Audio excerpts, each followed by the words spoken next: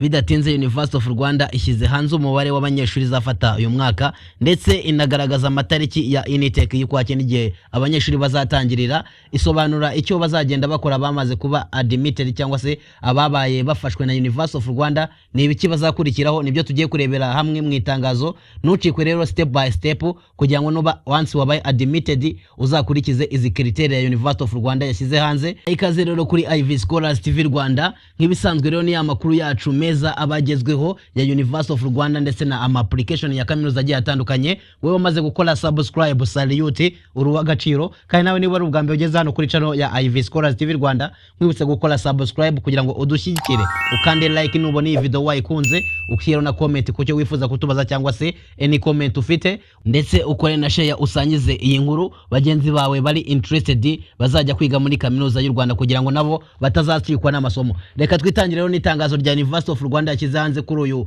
wa gatanu. The University of Rwanda will release its undergraduate admissions list for 2025 to 2026 academic year on August 2022.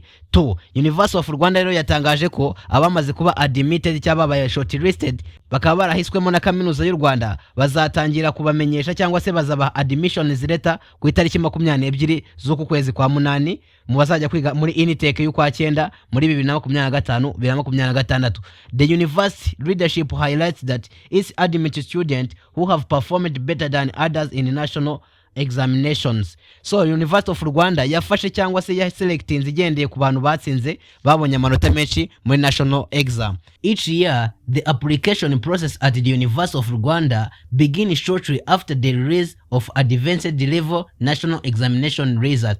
The university issues public focal applications inviting students to apply for up to 3 programs of their choices. Nkuko mubizi rero buri mwaka abanyeshuri bahamagarirwa kwa applyinga muri University of Rwanda, kwa applyinga kuzajya kwiga muri kaminuza y'u Rwanda, bagahitamo programu eshatu. The registrar of the University of Rwanda, Dr. Odette Uwizeye, underlines that before the application starts, the University of Rwanda issue call for application. Dr. Odette nkuko yabivuze cyangwa se yabishyizeho umurongo, yaravuze ati mbere yuko application itangira muri kaminuza y'u Rwanda babanza gusohora itangazo rihamagarira abanyeshuri kuza kwa applyinga muri University of Rwanda. When students are applying to study at University of Rwanda, iyo abanyeshuri barimo bara applyinga kujya kwiga muri University of Rwanda, after getting marks for students who completed high school, we announce call for application to the program of University of Rwanda. We then review the list of those who applied at their marks and enroll them in our programs, said Dr. Odette Uwizeye. Dr. Odette Uwizeye yarongera avuga ngo iyo abanyeshuri bari kwa applyinga cyangwa se nyuma yuko bamaze kubona amanota yo muri high school cyangwa se yo muri segonderi, dusohora itangazo ribahamagarira kuza kwa applyinga muri University of Rwanda. Hanyuma bamara gukora application, twebwe dukora review cyangwa se bo barareba list y'abantu ba applyinze and then bakagenda bakora short list. Admission process. Admission is met based with minimum entry requirement tailored to each academic discipline. Among the criteria for selection to study at the University of Rwanda, there is minimum entry requirement. Nkuko mubyumva rero buri mwaka University of Rwanda isohora entry minimum requirement kugira abanyeshuri bazazigendereho basaba kwiga. Hari amanota asohoka kugira ngo buri muntu amenye nibihe nasaba, ngira ngo twabivuzeho muri video z'ubushize. Nkeka ko mwana bikurikije muri mu murasaba muri University of Rwanda. For instance, students who want to do engineering at the University of Rwanda should have scored an aggregate of 50 and studied courses like mathematics and physics. Hano batanze urugero rero nka entry minimum requirement bashyizeho nk'umunyeshuri wa applyinze cyangwa se washaka kwiga engineering muri University of Rwanda yagombaga kuba afite amanota byibuze ari hejuru ya 50% akaba yarize mathematics ndetse na physics. The criterions apply to every program you apply, Dr. Uwizeye explained. Nibyo rero bagomeje kugenda basobanura izi criteria zabaga ziri kuri buri programme umunyeshuri yasabaga. Students are required to select 3 program option. Umunyeshuri yabaga afite option cyangwa se amahitamo atatu yo guselectinga programu yakiga muri University of Rwanda, allowing the university to match preference with the available capacity. On admissions, we follow the list of applicants who request to study at the University of Rwanda. iyo bari gukora admission, iyo bari guhitamo abanyeshuri bagendera kuri liste y'abasabye kwiga muri University of Rwanda, and we set the marks according to the marks we get from NESA. Noneho iyo bari guhitamo bagenda bareba umuntu bitewe n'amanota yagize, bagafata top scorers akaba aribo baheraho baha buruse. We see the programs they requested and we review students grades and select those with top score, balancing that with the number of students we want to enroll in our program.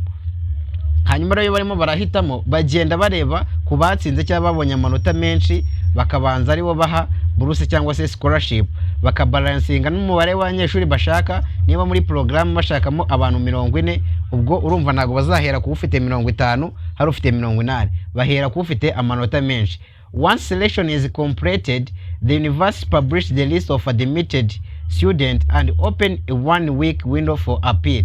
Igihe rero University of Rwanda yasoje gukora admissions, batangaza cyangwa se batanga admission letter ku banyeshuri bamaze kuba admitted, hanyuma bagatanga ndetse n'icyumweru cyo gukora appeal ku bashaka kureklama ku babaye not admitted. After we release the list of students who are admitted to study at University of Rwanda, when students see that they have an aggregate which was considered but were not selected, we request them to submit the missing document. We can consider them as we set aside week to address student complaints. So rero iyo usanze barakurenganyira cyangwa se waragize amanota bafatiyeho, wemeye gukora complaining cyangwa se kureklama, ubaza impamvu watabaye admitted kandi wujuje ibisabwa. This year the University of Rwanda received 16,149 applications, out of which 8,000 students will be accepted into first year undergraduate program. Uyu mwaka rero University of Rwanda yakiriye application yanyu 13,149 mu 8,000 bashaka kuzaha admissions. This year the University of Rwanda received 16,149 applications, out of which 8,000 students will be accepted into first year undergraduate program. Uyu mwaka rero University of Rwanda yakiriye ubusabe bwanyu se applications 16,000 n'abantu 149 bose bakoze applications. Ariko University of Rwanda yatangaje ko uyu mwaka izafata abanyeshuri bageze ku 8,000 bazajya mu mwaka wa mbere. Despite the transparent process, some applicants who are not selected often express frustration.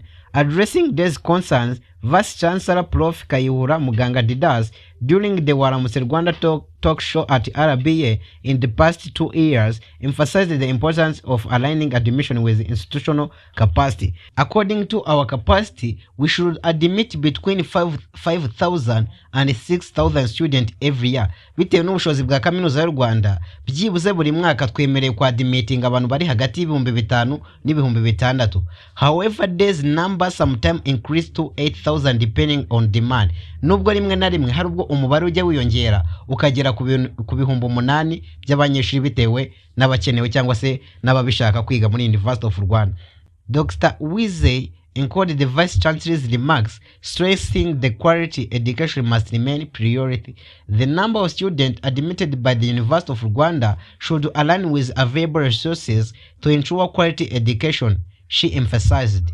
Vice Chancellor Prof. Kayihura Muganga Didas emphasized that throughout the University of Rwanda, the government remained committed to supporting UR by providing essential resources, including classroom and qualified staff, to help the institution accommodate growing number of students. The University of Rwanda will officially begin the 2025 to 2026 academic year in September.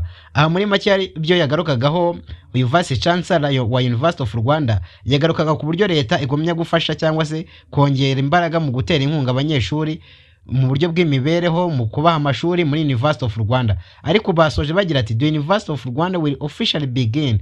University of Rwanda rero amasomo azatangira mu kwa 9 muri 2025-26 uyu mwaka. Intake yabo izatangira mu kwa 9.